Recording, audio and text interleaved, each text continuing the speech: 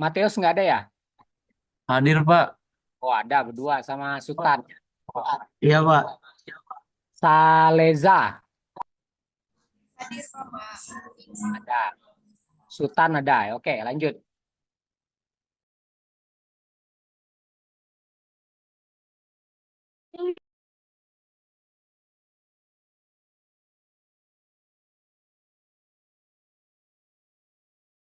Oke, silakan lanjut.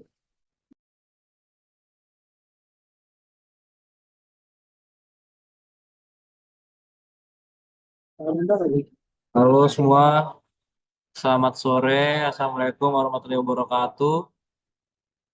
Kami dari kelompok satu akan mempresentasikan efektivitas Jaklingko. Boleh dilanjut. Oke, ini anggota kelompok kami. Ada ada Rinal Hakon Marhadika, ada saya sendiri Matius Gabriel Medebarus, ada Divya Zalfa Prela, ada Anissa Lutfiana Ramadanti, ada Saliza Zahira, dan Sultan Ryan Fadla.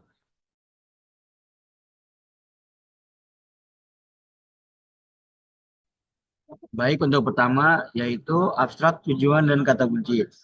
Penelitian ini menganalisis kepuasan pengguna Jaklingko di Jakarta. Hasilnya 84% merasa puas, terutama pada aspek responsif dan empati, yaitu 85%, serta takbil, asuransi, dan reliability 77%. Jaklingko diharapkan menjadi angkutan umum yang efisien dan efektif serta mendukung MRT, LRT, dan Transjakarta. Untuk tujuan PPT ini dibuat yaitu jurnal ini bertujuan untuk menganalisis kepuasan publik terhadap Jaklingko sebagai perintegrasi moda transportasi di DKI Jakarta guna meningkatkan efisiensi dan efektivitas sistem transportasi di kota yang padat penduduk. Untuk kata kuncinya transportasi umum, kepuasan publik, pelayanan dan transportasi umum. Boleh dilanjut? Selanjutnya yaitu latar belakang. Latar belakang dari artikel ini yaitu sebagai ibu kota Indonesia, Jakarta ini dihadapkan dengan berbagai tantangan besar, terutama di sektor transportasi, termasuk kemacetan dan polusi udara yang semakin meningkat yang disebabkan oleh dominasi kendaraan pribadi dan kurangnya penggunaan angkutan umum. Nah, hal ini itu menyebabkan menurunnya efisiensi perjalanan masyarakat serta kesemerawatan lalu lintas. Program Jaklingko ini hadir sebagai solusi. Solusi apa? Untuk meningkatkan penggunaan angkot dengan mengintegrasikan rute dan pembayaran sehingga memungkinkan perpindahan antar moda transportasi dengan lebih efisien. Kok bisa sih menjadi lebih efisien? Melalui sistem Jaklingko ini, penumpang itu bisa berganti moda transportasi tanpa perlu membayar berulang kali sesuai tarif yang berlaku dalam sistem. Saat naik Transjakarta, penumpang tidak perlu membayar berulang kali. Jadi, selama perjalanan, penumpang itu hanya membayar satu tarif awal untuk seluruh perjalanan. Dan khusus untuk angkot, biaya perjalanannya ini adalah Rp0. Solusi ini tidak hanya memudahkan penumpang, tetapi juga meningkatkan efisiensi perjalanan serta mengurangi kemacetan lalu lintas. Namun, beberapa pengguna ini melaporkan bahwa layanan ini belum memenuhi harapan mereka. Misalnya, kurangnya fasilitas seperti AC, terus juga sehingga penting untuk mengevaluasi sejauh mana pengguna merasa puas dengan layanan yang disediakan oleh Jaklingko. Selanjutnya, Oke, selanjutnya ada metodologi penelitian pada artikel terhadap jurnal. Jadi, metode apakah yang digunakan di jurnal ini? Oke, penelitian ini menggunakan pendekatan kuantitatif deskriptif. Dengan jenis penelitian ini bersifat evaluatif. Jadi, apa itu evaluatif? Penelitian ini bertujuan menilai efektivitas atau pencapaian suatu program, kebijakan, atau intervensi tertentu. Dalam hal ini, fokus penelitian adalah pada program Jaklingko itu sendiri, khususnya terkait integrasi moda transportasi, penurunan kemacetan, dan juga pengurangan biaya perjalanan. Penelitian ini juga mengukur seberapa baik program tersebut mencapai tujuan yang telah ditetapkan. Selanjutnya juga ada data pengumpulan dari dua sumber, yaitu data primer melalui survei dan juga data sekunder. Jadi data primer itu adalah data dari pengguna Jaklingko itu sendiri. Survei ini bertujuan untuk mendapatkan informasi secara langsung dari pengguna tentang pengalaman mereka dalam menggunakan sistem transportasi ini, yaitu Jaklingko tersendiri. Misalnya tentang kenyamanan, waktu, perjalanan, dan juga serta biaya. Yang kedua itu ada data sekunder. Data sekunder itu biasanya diambil oleh laporan pemerintah serta penelitian terkait. Data ini meliputi informasi resmi tentang kebijakan, kinerja program, serta statistik transportasi dan bahkan hasil evaluasi itu sendiri yang sebelumnya. Selanjutnya itu ada analisis dilakukan secara deskriptif dengan menghitung persentase dan rata-rata untuk menggambarkan tingkat efektivitas program dengan evaluasi didasarkan pada indikator seperti pencapaian tujuan, efisiensi operasional, dan dampak terhadap kemacetan serta penggunaan transportasi umum. Jadi indikator evaluasi ini, ada banyak. Yang pertama itu ada pencapaian tujuan kan, dan itu biasanya dilihat dari seberapa jauh program Jaklingko itu mencapai tujuan itu sendiri. Yang kedua ada efisiensi operasional, dilihat dari apakah program berjalan dengan biaya dan waktu yang dioptimalkan. Selanjutnya juga ada dampak terhadap kemacetan, mengevaluasi apakah program ini tuh membantu untuk mengurangi kemacetan di lalu lintas tersebut. Yang selanjutnya itu ada juga penggunaan transportasi umum.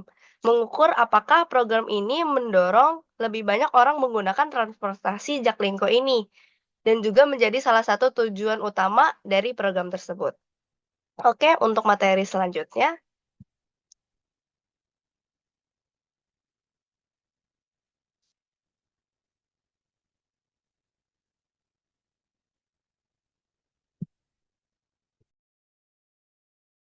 Ini juga ada.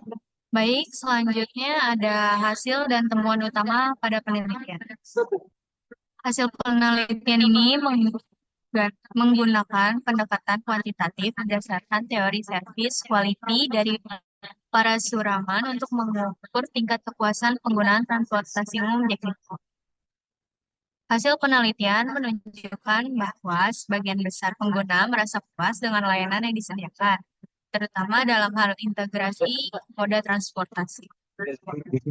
Kepuasan keseluruhan pengguna sistem Jaklingko mencapai 84% dan skor tertinggi pada dimensi responsiveness sebesar 85%.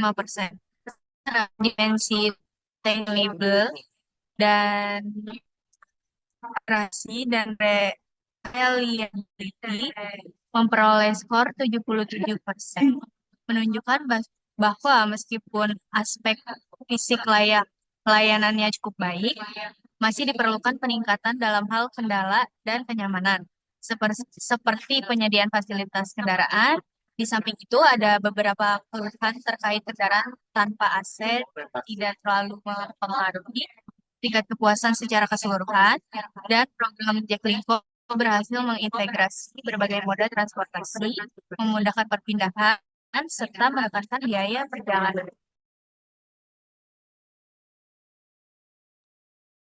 Oke, lalu ada pembahasan dan penelitian. Jadi, penelitian ini menunjukkan bahwa program Jaklingko berdampak positif bagi pengguna transportasi umum di Jakarta, terutama dalam aspek responsivitas dan empati layanan. Dia meningkatkan kepuasan dan loyalitas pengguna. Namun, masih ada tantangan terkait kenyamanan fisik, seperti kendaraan angkot yang belum dilengkapi AC. Meskipun begitu, integrasi moda transportasi melalui Jaklingko diapresiasi, menandakan keberhasilan upaya pemerintah dalam membangun sistem transportasi yang efisien dan terintegrasi. Namun di sisi lain, masih ada tantangan lain yang harus dihadapi. Keberhasilan Jaklingko dalam mengintegrasikan moda transportasi juga menjadi poin utama yang diapresiasi oleh penumpang. Hal ini menunjukkan bahwa upaya pemerintah DKI Jakarta dalam membangun sistem transportasi yang efisien dan terintegrasi telah berada di jalur yang tepat. Namun secara keseluruhan teman-teman, meskipun sudah banyak aspek positif yang sudah dicapai, program Jaklingko masih membutuhkan pengembangan lebih lanjut dalam rangka mencapai tujuan jangka panjangnya sebagai moda transportasi publik yang efisien, efektif dan nyaman bagi masyarakat yang eh, yang luas lah pokoknya yang menjalankan program ini.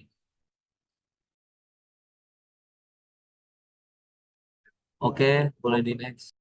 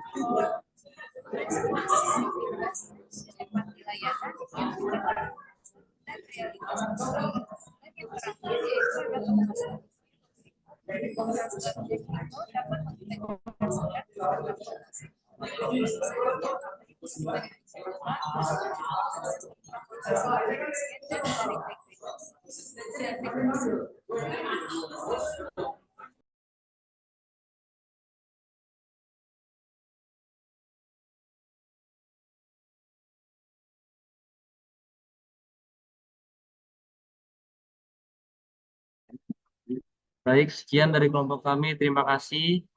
Dan apakah ada yang ingin ditanyakan? Kami akan membuka 3 pertanyaan sesi pertama.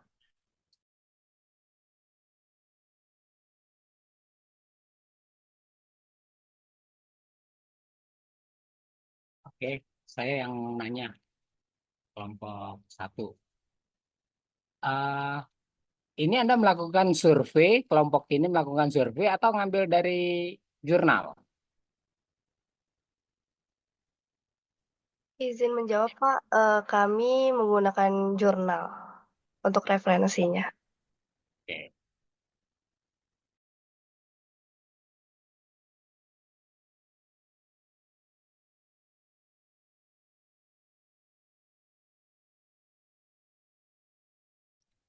Untuk yang nanya boleh langsung on mic aja untuk pertanyaannya. Kamu aja 1, 4, 5. Udah nih, udah pada ini kamu gantian punya apa? Baik, 5, 1 maju. Selamat sore, Bapak, teman-teman. Perkenalkan, nama saya Raisa Ardelia dengan NIM 1523424057. Izin bertanya, menurut kalian, kenapa integrasi antara Jaklingko, MRT, LRT, sama Transjakarta ini dinilai penting dalam meningkatkan efisiensi sistem transportasi di Jakarta? Terima kasih. Terima kasih untuk pertanyaannya, Raisa. Selanjutnya ada yang ingin mau ditanyakan? Saya Oke, perkenalkan, nama saya izin bertanya, pada step ke-7 ya tertulis masih ada tantangan yang harus dihadapi. Boleh nggak sebutin tantangan apa aja yang harus dihadapi contohnya? Gue presentasi.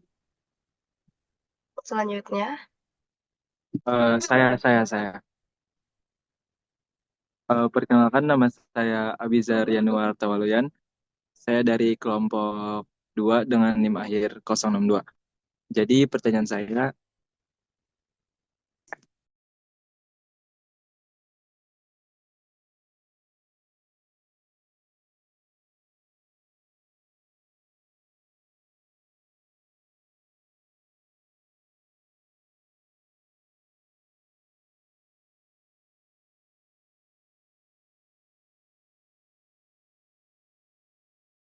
Iya, gimana Abi?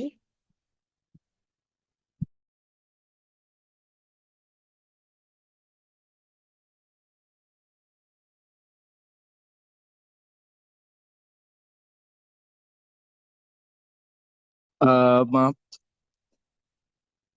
jadi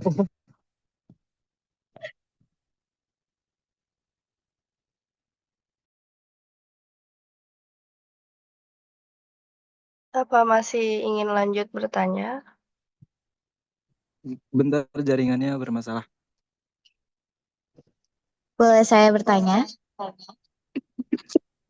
Ya, Boleh silahkan. Cindy dulu, nanti saya lanjutkan. Oke. Oke, baik. Perkenalkan, nama saya Sunita Maranti Ayu Ningtyas dari dengan NIM belakangnya 020 dari kelompok 5. Izin bertanya, eh, apa sih saran yang diberikan oleh peneliti atau penulisnya untuk meningkatkan kualitas layanan Jaklingko ini, terutama terkait armada dan rute angkutan umumnya? Terima kasih. Ya, terima Eh, kasih. Bolehkah saya bertanya? Ya, silakan. Oke, sebelumnya maaf tadi jaringannya terkendala. Jadi pertanyaannya, apa saja sih dimensi layanan yang diukur menggunakan teori service quality dari pasar Roman dalam penelitian ini, dan bagaimana hasilnya untuk masing-masing dimensi? Terima kasih. Terima kasih untuk pertanyaannya. Untuk sesi ini kami tutup dulu, jadi izinkan kelompok kami untuk menjawab terlebih dahulu ya. Terima kasih. Di sini saya akan menjawab pertanyaan dari Raisa.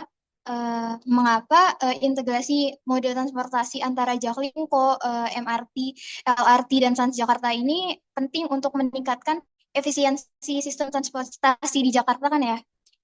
Jadi integrasi mode transportasi itu penting banget karena memudahkan perpindahan kita tanpa perlu membayar berkali-kali.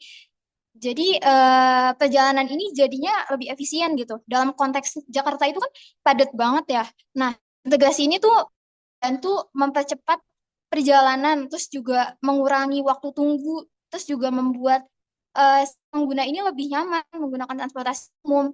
Ini juga mendukung tujuan pemerintah eh, menciptakan sistem transportasi yang lebih terhubung sama orang-orang tuh jadi lebih senang pakai angkutan umum seperti itu.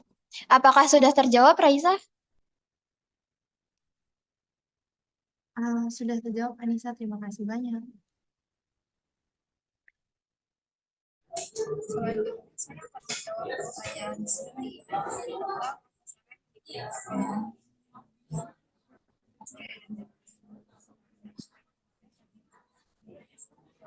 yaitu adalah di masalah yang pertama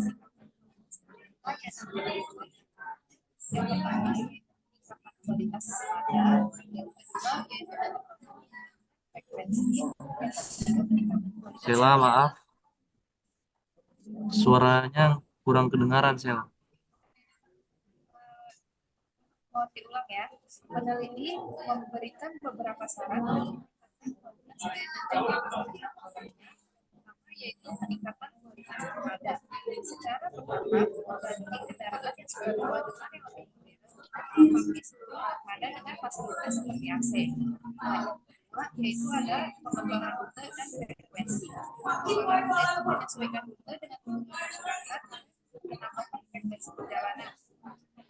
Yang ketiga yaitu peningkatan kualitas pelayanan. Nah, di sini itu peneliti tugas memberikan layanan yang lebih baik dan untuk mengembangkan sistem yang terakhir yaitu adalah sosialisasi dan inovasi yaitu masyarakat tentang kampanye sama dengan komunitas. Apakah jawab sini?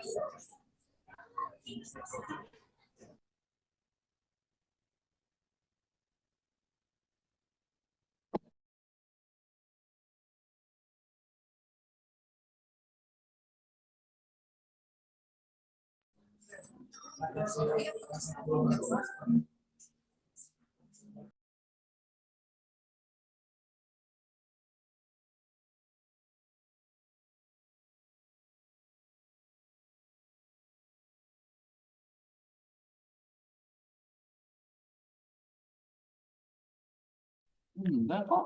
Saya Syariah Prima Putri Aryani izin bertanya dengan NIM 050.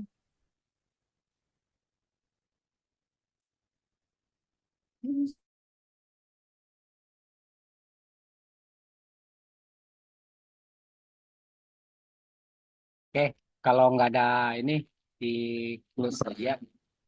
Kok kayaknya banyak diamnya.